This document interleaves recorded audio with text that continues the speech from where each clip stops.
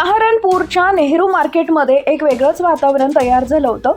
सकाळी अचानक शेकडो तरुण शहरातील पोलीस ठाण्याकडे निघाले. सर्वांच्या हातात आयफोन, चेहऱ्यावर संताप आणि गोंधळ.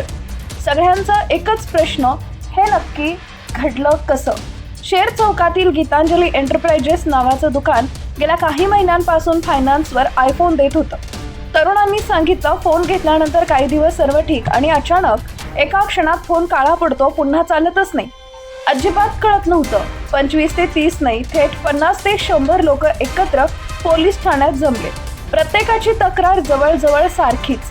फोन घेतल्यावर काही दिवसात क्रॅश, रिस्टार्ट, डेटा गायब.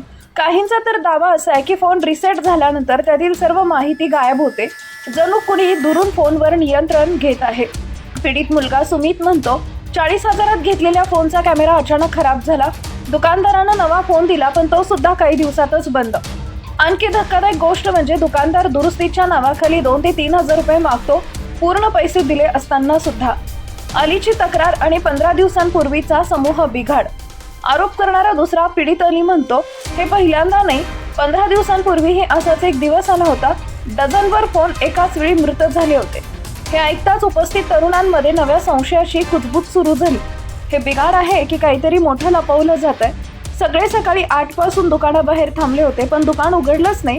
जणू संपूर्ण मार्केटचा श्वास रोखला गेला होता. शेवटी सगळ्यांनी सामूहिकपणे पोलीस ठाण्यात रस्ता धरला. पोलिसांनी शांतता राखण्याची विनंती केली आणि कार्यवाहीचं आश्वासन दिलं. पुढे काय उघड होणार? तोच फोन, तोच बिघाड, तेच दुकान. ही केवळ दुरुस्तीची केस आहे?